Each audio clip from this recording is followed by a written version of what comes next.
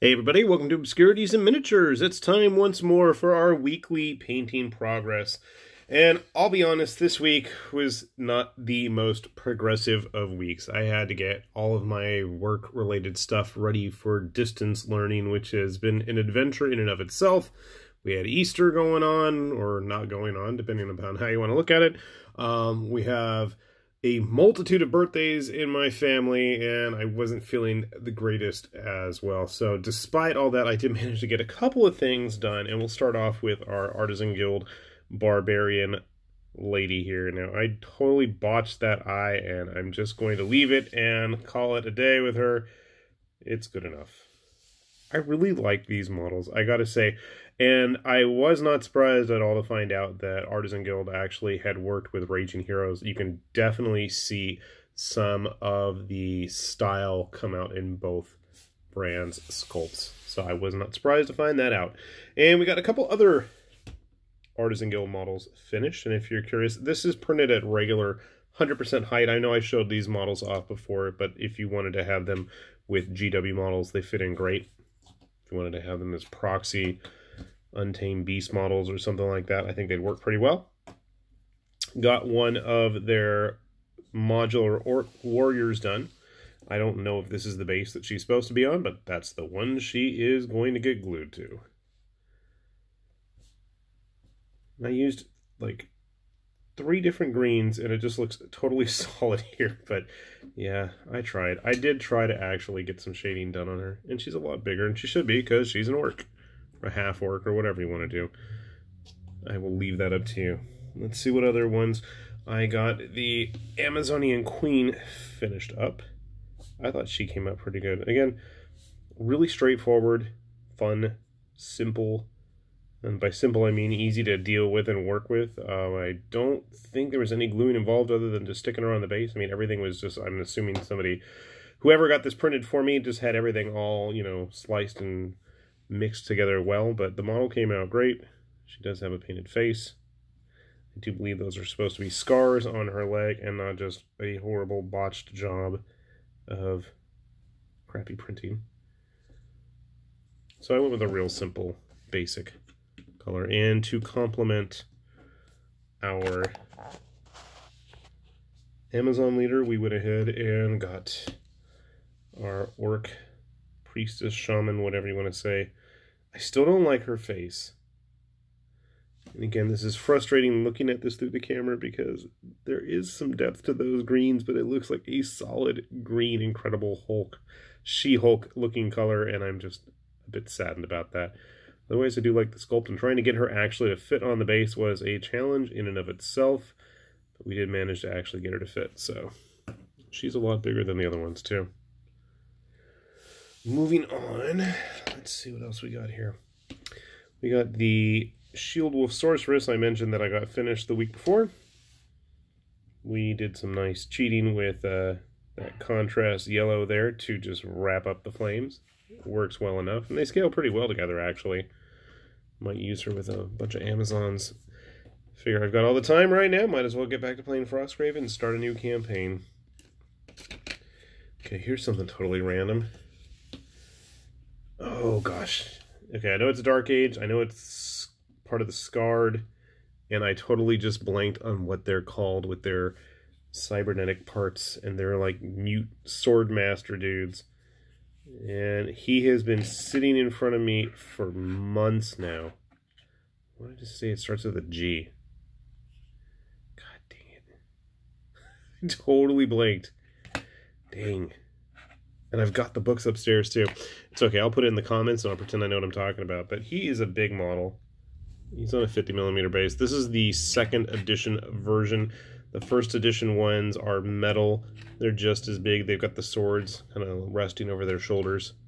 In fact, I think I have one. It's somewhere in the garage. I might have to find it. Alright, what else we got here? Another random Raging Heroes, Howling Jackyl. She is a busy model. You've got like a skull here, a teddy bear with sunglasses there. She's got spikes, she's got goggles, she's got like knife, feather, razor blade, I don't know, whatever you want to have there. There's just a busy model, and I like that. But got her done.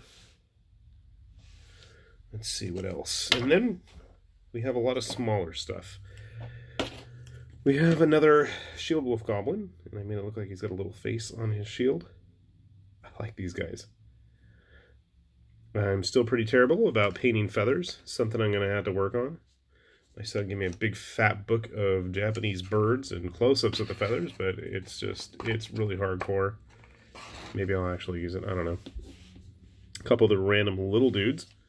Yeah, this is a Caesar Miniatures Aztec Warrior, and I thought I'd painted his face, but I didn't, I guess. And I did a crappy job on the shield. It's supposed to be like an eagle warrior.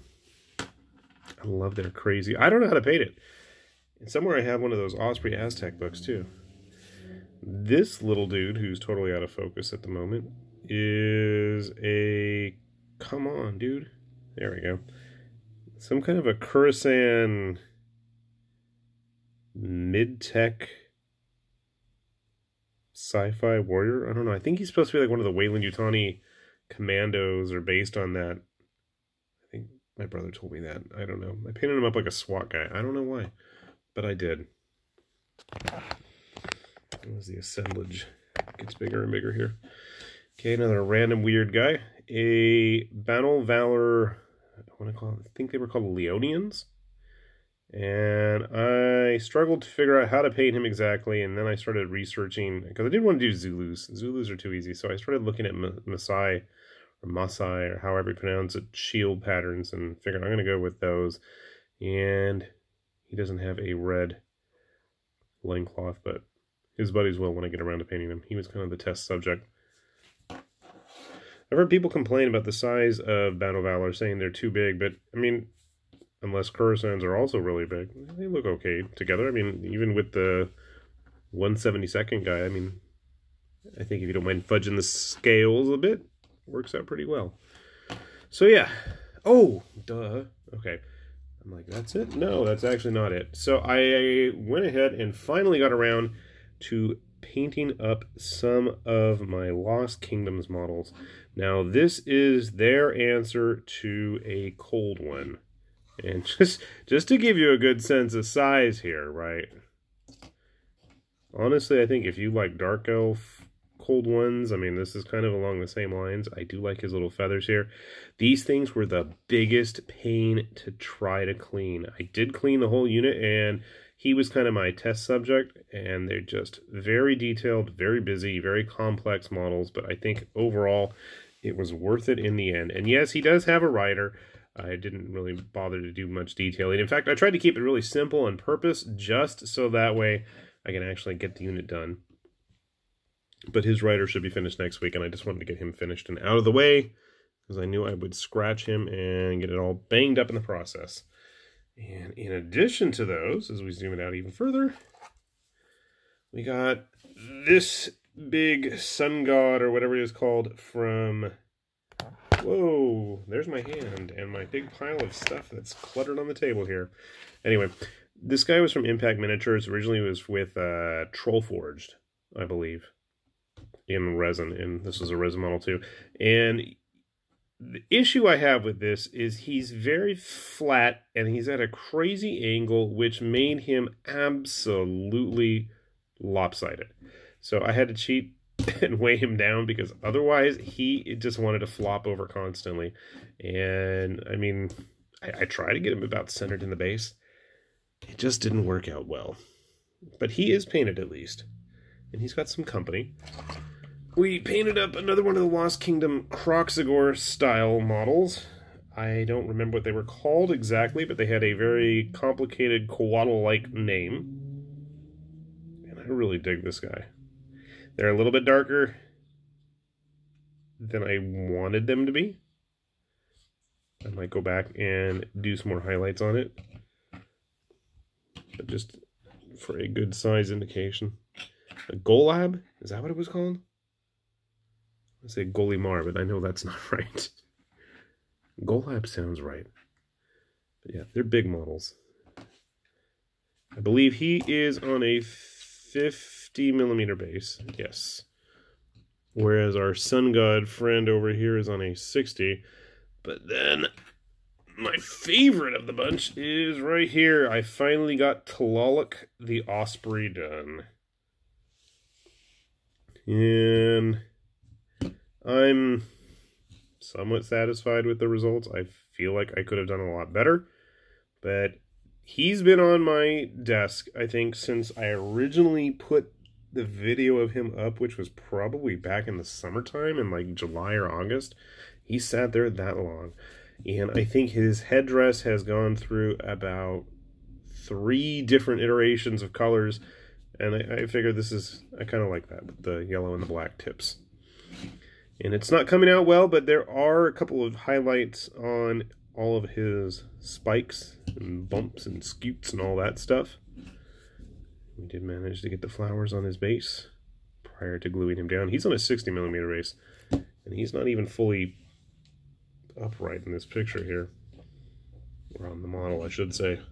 He's really big, as he should be. So, I mean, you could totally run an army of Lost Kingdom heavy hitter guys, and they would absolutely take up some serious space on the table, and you wouldn't need that many.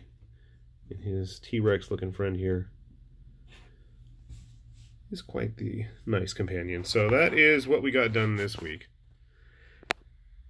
Overall, not bad. I'm just happy to finally finish Tlaloc. I've had him in front of me forever, but he's finally done. So, big hooray for myself there. It was a long slog, almost as bad as that King of War, come to think of it.